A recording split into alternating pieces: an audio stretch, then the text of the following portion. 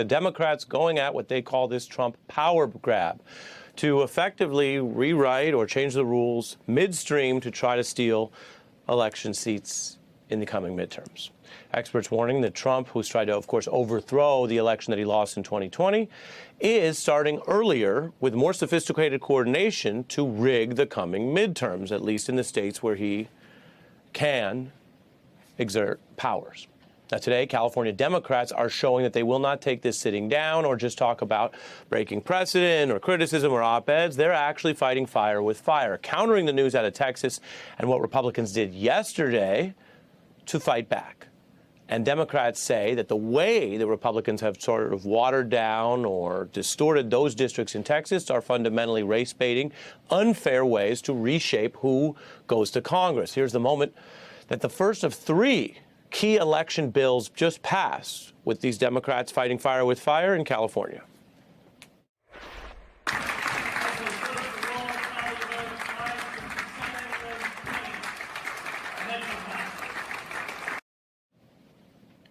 The key votes will set up a mechanism to redraw California maps. Earlier, before this vote, the governor said it's on Texas. This is radical rigging of a midterm election, radical rigging of an election, destroying, vandalizing this democracy, the rule of law. So I'm sorry. I know some people's sensibilities. I respect and appreciate that. But right now, with all due respect, we're walking down a damn different path. We're fighting fire with fire, and we're going to punch these sons of bitches in the mouth. There you hear it. It is a tough and aggressive stance from someone who is seen as a possible Democrat to run in the next presidential election. Meanwhile, the Democrats' most popular living former president, Barack Obama, is backing this move. That's striking because Obama is known for moderation, for worrying about the kind of ways that outdoing Trump can set off a constitutional hardball. He says this is not his preference, but we cannot unilaterally allow one of the two major parties to rig the game. Now, Republicans in the Texas Senate will be passing their new map. That's expected tonight. And Trump is continuing on. Today, he talked about trying to build some sort of artificial 100-seat majority. And one Republican in Texas basically saying the quiet part out loud. The underlying goal of this plan is straightforward: improve Republican political performance. That is a confession, an admission, indeed, in places where the courts and judges oversee these kind of changes, which can happen. You can sue to have judges look it over. That's exactly the kind of evidence that cuts against Republicans. Although others will say that both parties, with the California punching back, are admitting that this is now the new normal, or at least the normal in some of these states, where there's no pretense of drawing fair maps, just political hardball to distort the results.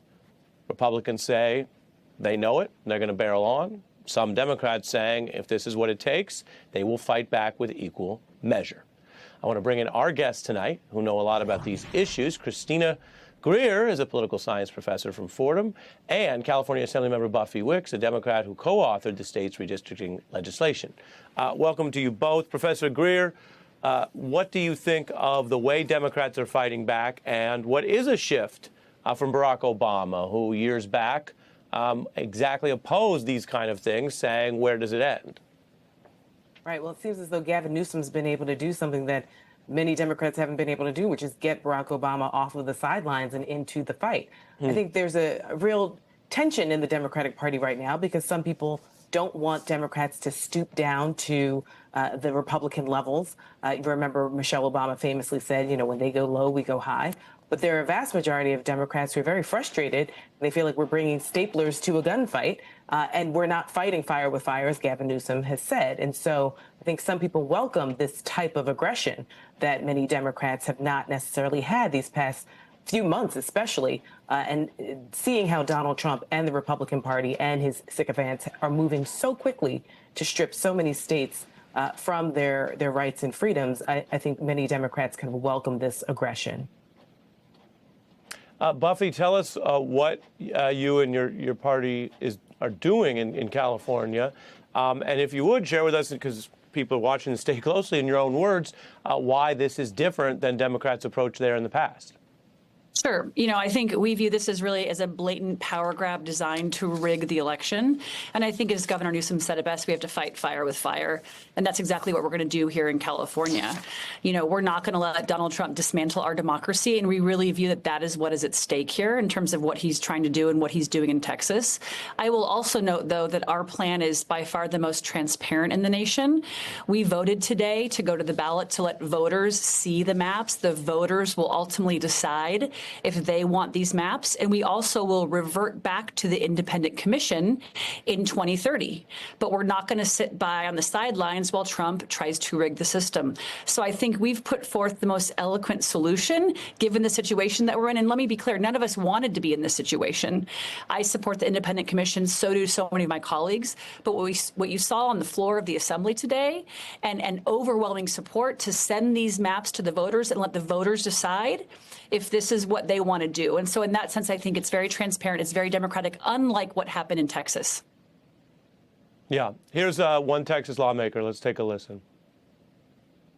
Well, the Governor Hochul in New York, I spoke with her just yesterday, and she is ready to take action if necessary. Again, this is all triggered. Not one of these Democratic governors was looking to do any mid-decade redistricting. And so then we're looking for, if we have to, New York is willing, Illinois is willing. We're talking to Maryland. We're talking to New Jersey. We're going to continue to talk to these states to try to meet them where they are, which is in the dirt. So, Buffy, I guess one way to build on both what she's saying there and your answer is, what would success look like? Does it look like thwarting or evening up any Republican effort to do this, to change the game midstream so that the next midterms are break even? But ultimately, if you didn't have this kind of rigging coming out of the Trump White House in the future, you just mentioned, you would be open to going back to what had been, I think, what a lot of Democrats wanted, which was a nonpartisan anti-gerrymandering position. Yeah, I mean, we've had the gold standard here in California. We voted on this constitutional amendment in 2010 to create an independent commission, which we all support. But that was 2010. This is a different era in terms of what we are in. And we really view this as an emergency. We view Donald Trump as a threat to our democracy. And we want to give the voters the power to vote in these new congressional maps if that is what they want. Again, to revert back to the independent redistricting commission in 2030. But listen, we view it really as an emergency. And if you look at what Donald Trump has done to our state, how he has targeted California as a blue state, what he's doing with these ICE agents, these thugs coming into our communities, how he wants to withhold, wildfire resources for our communities whose homes have burned to the ground, threatening to take away health care, SNAP, food stamps, all of the things, and for other blue states, this is what's coming your way, and this is what he's intended to do. And we view what he is doing in Texas as his chance to grasp onto more power in a very unfair way. He does not play by the rules. And that is why I think it's important for us to act. And you saw overwhelming support amongst Democrats in the legislature today to do exactly just that, to empower our voters to act in November with a special election to vote on new maps. So, Professor Greer, are we entering what sounds like the beginning of a new phase of Democratic response? There's grassroots resistance. The No Kings protests were huge. In some measurable ways, the ongoing protests of the second Trump term are actually broader, wider than the first term, even as the elites, we've seen it in colleges, companies, media, parent companies giving in, while the grassroots is stronger. And now we're seeing elected Democrats basically say they can speak in the same language, the only language perhaps that Trump understands. Right. I mean, I think it's been very clear that the Democratic voters want a lot more aggression than many Democrat elites have shown. And I think it's, as was said, these are very trying times. I mean, the president is a political arsonist. He lights fires and then he comes and sort of tells everyone that he's put them out, even though he is the one who's made the destruction. We remember during his first term, he wanted to find these 11,000 plus votes, and we still had some Republicans who, held the breach. We don't really have those Republicans nowadays, and they recognize that many of their policies are wildly unpopular, whether it's LGBTQ plus issues, whether it's IVF and, abortion rights for women, whether it's the environment or jobs. The list goes on and on. So the only way that Republicans will have some success in 2026 is to make sure they disenfranchise as many people and actually gerrymander folks out of districts. So as frustrating as it may be for people who wanted and still want, politics the way we have had them and the way we were progressing as a nation in a small d democratic way. As a professor, I've taught intro to politics for well over a decade, and we're not in that moment. And I think we have to be realistic about just how fragile we are.